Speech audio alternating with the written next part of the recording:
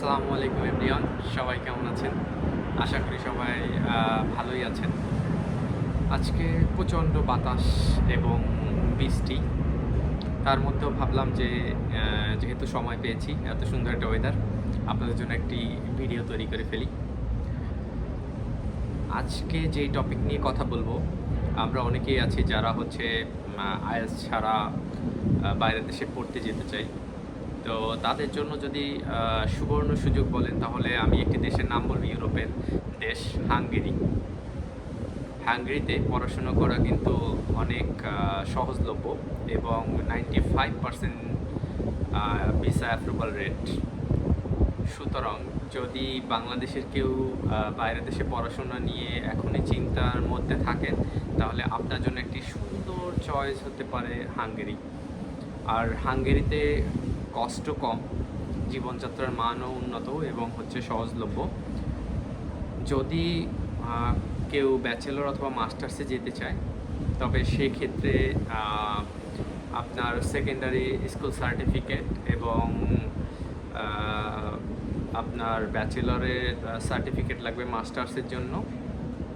আর আপনার সেকেন্ডারি যে সার্টিফিকেশন আছে, সেখানে যদি ইংলিশে আপনি মোটামুটি ভালো রেজাল্ট করে থাকেন, তাহলে সেই ইংলিশের যে গ্রেডটা আছে ইংরেজির, সেই ইংরেজির গ্রেডটাই হচ্ছে আপনার আইএলটিএসের মতো কাজ করবে। সুতরাং আপনার চিন্তার কোনো কারণ নেই আইএলটিএস নিয়ে হাঙ্গেরিতে। আর যারা অলরেডি ব্যাচেলর পাশ করে ফেলছেন, এখন আপনারা হচ্ছে মাস্টার্সের জন্য পড়তে যেতে চান, তাদের জন্য আমি বলবো যে হাঙ্গেরি খুবই ভালো অপশন। কারণ তারা হচ্ছে আপনার ইউনিভার্সিটি থেকে যদি আপনি মিডিয়াম অফ ইনস্ট্রাকশন, যেটাকে আমরা এমওয়াই সার্টিফিকেট বলি, এমওয়াই সার্টিফিকেট নেন, সেক্ষেত্রে আপনি ওখানে পড়াশোনা করতে পারবেন এবং ইউনিভার্সিটি থেকে অফার লেটার পাবেন। Most of the university accepts MY.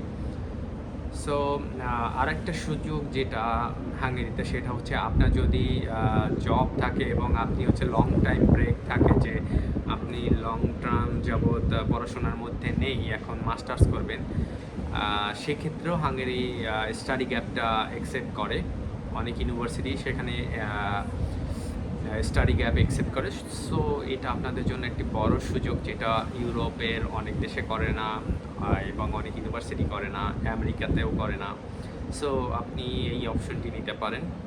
এরপরে যেই জিনিসটা লাগবে আপনার, সেটি হচ্ছে আপনার ফাইন্যান্সিয়াল যদি সলভেন্ট থাকেন, তাহলে সেটার ব্যাংক স্টেটমেন্টের দরকার হবে। আর আপনার পুলিশ ক্লিয়ারেন্সের দরকার হতে পারে, সেটা ইউনিভার্সিটি হয়তো বা যখন আপনি ইউনিভার্সিটির ভিসা নিয়ে যাবেন সে দেশে, তখন হয়তো বা সেটা লাগতে পারে, তার আগে দরকার নেই। এছাড়া আপনার ভিসা পাওয়ার আগে ব্যাংক স্টেটমেন্ট তো শো করতেই হবে। যেমন অস্ট্রেলিয়া, আমেরিকাতে অনেক বড় বড় ব্যাংক স্টেটমেন্ট দেখাইতে হয় এবং ট্রানজ্যাকশন থাকতে হয় প্রচুর। হাঙ্গেরিতে এই ঝামেলাটা খুবই কম। আপনার মোটামুটি ব্যাংকের ট্রানজ্যাকশন এবং হচ্ছে যেই পড়াশোনার যে খরচ এবং আপনার 1.5-2 বছরের খরচ যদি থাকে সেখানে, তাহলে এনাফ এবং আপনি ভিসা ইজিলি আপনি ভিসা পেয়ে যাবেন। এবং আপনার আরেকটি সুযোগ হচ্ছে, আপনি যদি হাঙ্গেরিতে পড়াশোনা করেন, সেক্ষেত্রে উন্নত জীবনযাত্রার পাশাপাশি আপনি কিন্তু যেসব উন্নত রাষ্ট্রগুলো আছে, যেমন জার্মানি বলেন, লুক্সেমবার্গ বলেন, Switzerland, Netherlands, Portugal, Spain, Italy, France, এসব সকল দেশে আপনি কিন্তু যে কোনো সময় যেতে পারবেন এবং আপনার জন্য সকল অপরচুনিটিগুলো খোলা আছে। সো আপনারা যারা চাচ্ছেন যে না, আমি আসলে ইউরোপের মধ্যে যেতে চাই পড়াশোনার জন্য, বা হচ্ছে ভবিষ্যতে স্থায়ী হতে চাই, তাহলে হাঙ্গেরি হবে আপনাদের জন্য খুবই একটা ভালো অপশন। এই সেপ্টেম্বরে ইনটেকের জন্য কিন্তু এখনই ভিসা অ্যাপ্লিকেশন করার জন্য যেই অফার লেটার দরকার হবে আপনার ইউনিভার্সিটিতে অ্যাপ্লাই করে, সেইটা কিন্তু এখন অ্যাপ্লিকেশন ডেডলাইন সামনে। সো যত তাড়াতাড়ি আপনি অ্যাপ্লিকেশন করে ফেলবেন হাঙ্গেরিতে, তত তাড়াতাড়ি কিন্তু আপনি অফার লেটার নিয়ে আপনি ভিসার দৌড়ে এগিয়ে থাকবেন। আমার মনে হয় যে এটা বাংলাদেশি, ইন্ডিয়া, পাকিস্তান, শ্রীলঙ্কা, নেপালি সকল যে এশিয়ান লোকজন আছেন, তাদের জন্য এটা খুবই ভালো একটা অপশন।